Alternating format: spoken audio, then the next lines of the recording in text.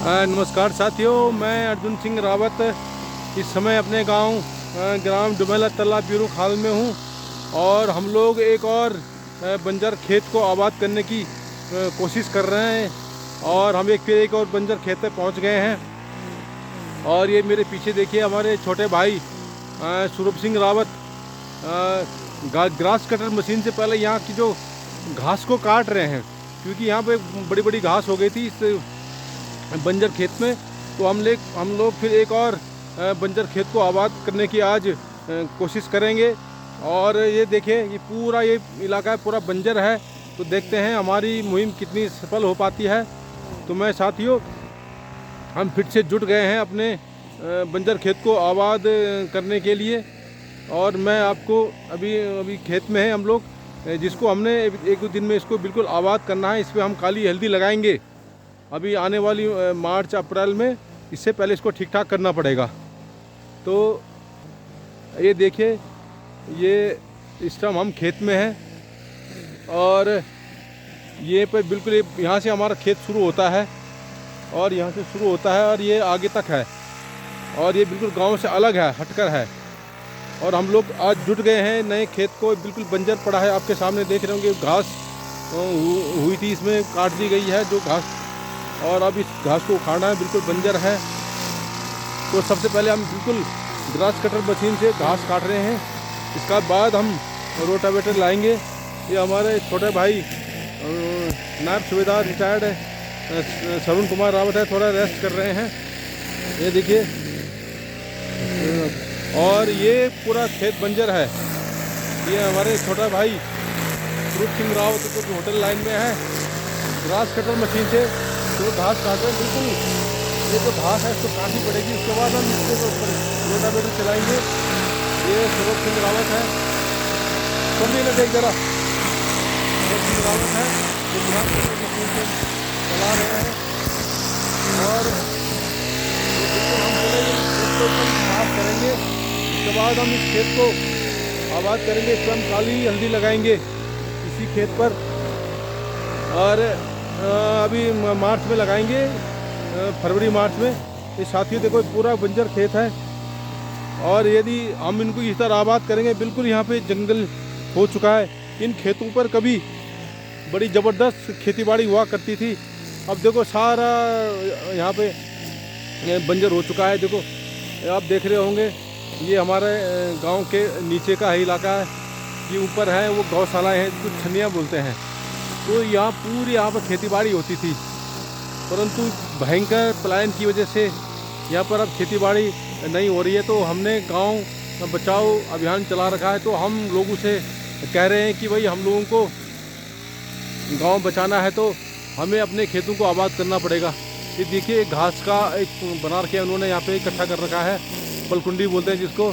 ये यहाँ पे एक बड़ी बड़ी घास को यहाँ पे काटते हैं। आजकल जानवरों का भी इसीलिए डर हो गया है। कारण ये कि हमने अपने गांव के आसपास के खेत छोड़ दिए हैं। तो ये एक तरह से जंगली इलाका हो गया है। तो यहाँ पे जंगली जानवर आएंगे, यहाँ पे भालू आएंगे, शेर आएगा, बाघ आएगा, चीतल आएंगे। तो ये तो उनको जब पता है कि यहाँ कोई खेतीबाड़ी नहीं हो रही, तो उनका इलाका हो गया है।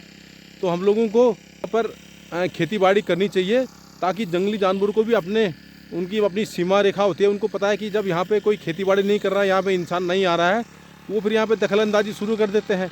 यहाँ पे आते हैं, धीरे धीरे वे गांव में आ जाते हैं। फिर इसीलिए आजकल बाघ वाघ गांव में इसलिए आ रहे हैं क्योंकि गांव हमने खेतीबाड़ी करना छोड़ दिया है। तो हम लोगों से कह रहे हैं कि भाई, अपने जितने भी बंजर खेत हैं उसमें हम ऐसी चीज़ें लगाना चाहिए जिसको कि बंदर, लंगूर और ये भालू या काखड़ इत्यादि बर्बाद नहीं करते। सुअर यहाँ पे ज़्यादा बर्बाद करते हैं। तो हम हल्दी, काली हल्दी, अदरक इत्यादि लगा सकते हैं। और ये देखिए, और हमारी यही कोशिश है गांव बचाओ अभियान के अंतर्गत कि अभी हमने गांव बचाना है तो हमें सबसे पहले अपने बंजर खेतों को आबाद करना पड़ेगा। इनमें कुछ ना कुछ लगाना पड़ेगा, हमें ही आगे आना पड़ेगा। जब तक जनता आगे नहीं आएगी तो वहाँ से पलायन नहीं रुकेगा, यहाँ से गाँव का। और जो भी बाकी सरकार का काम है, स्वास्थ्य शिक्षा उपलब्ध कराना, स्कूल में मास्टर उपलब्ध कराना, बच्चों को फैसिलिटी देना, यहाँ पे अच्छी शिक्षा मिलना चाहिए। इसके अलावा यहाँ पे स्वास्थ्य सुविधाएं भी अच्छी मिलनी चाहिए, तभी लोग टिकेंगे। रोज़गार भी सरकार को देना चाहिए।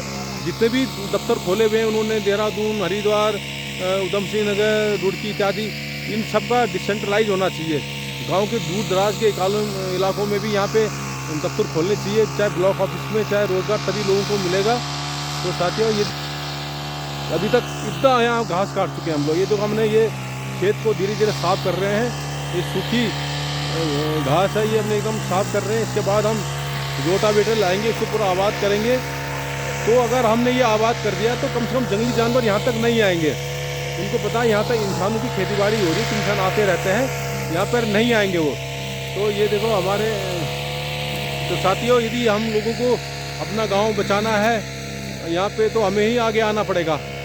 कोई भी नेता हो, चाहे पार्टी हो, कोई भी पार्टी हो, नेता हो या सरकार, ये नहीं बचाएगी, हमें खुद आना पड़ेगा।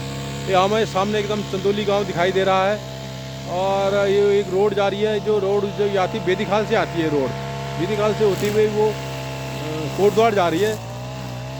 कोटद्वार रोड है ये, दुगड्डा, वो पोखड़ा है इत्यादि होते हुए जाती है। तो साथियों, ये देखो एक बंजर खेत है, हमने इसको आबाद करना है। हमने बीड़ा उठा लिया है कि हम अपने जितने भी पहले बंजर खेत है सबको आबाद करेंगे, और इस पर हम काली हल्दी लगाएंगे। तो देखते हैं हमारे इस मुहिम का कितना असर होता है। तो इतना ज़रूर असर हुआ है कि गांव में लोगों ने मकान बनाने शुरू कर दिए हैं। हर साल लगभग 2-2 मकान तो गांव में बन ही रहे हैं, और पिछले 1-2 साल से एक आध शादियाँ भी हो ही रही हैं। तो देखते हैं अभी कितना सफल हो पाते हैं अपनी मुहिम में। ये देखिए अपने इस बंजर खेत में हमने पूरी घास काट दी है, सूखी घास है।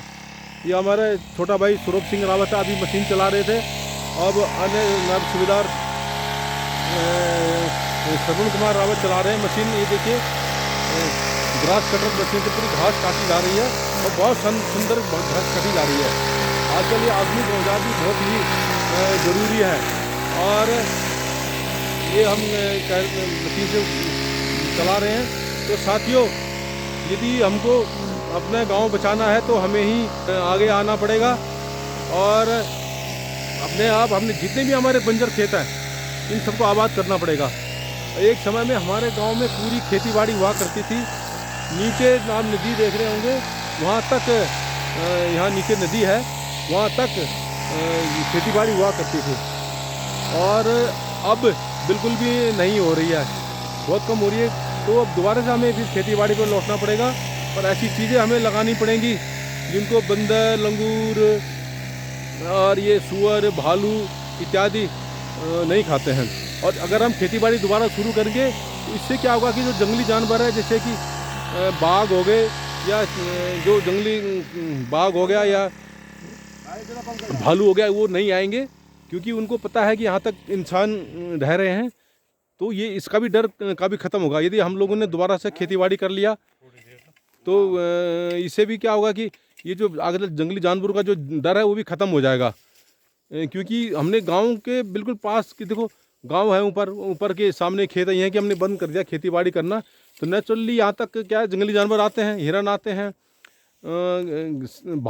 भालू आते हैं, बाघ आता है, और भी जानवर आते हैं। तो जब उनको पता है यहाँ इंसान नहीं आ रहे हैं तो हम उनका ही राज है फिर। तो हम लोगों को दोबारा से खेतीबाड़ी बागवानी करनी पड़ेगी, तभी हम यहाँ से लोगों का पलायन रोक पाएंगे, यहाँ पे जंगली जानवरों से भी निजात कर पाएंगे। एक हमारे माने हुए साइंटिस्ट हैं, उन्होंने बोला था कि भाई आप अपने जितने भी खेत हैं, जो गांव के आसपास के खेत हैं, उन पर हली लगा दो, इससे भी जानवर दूर रहते हैं, क्योंकि उनको पता है ये इंसानों की बस्ती है, यहाँ जाना ठीक नहीं है।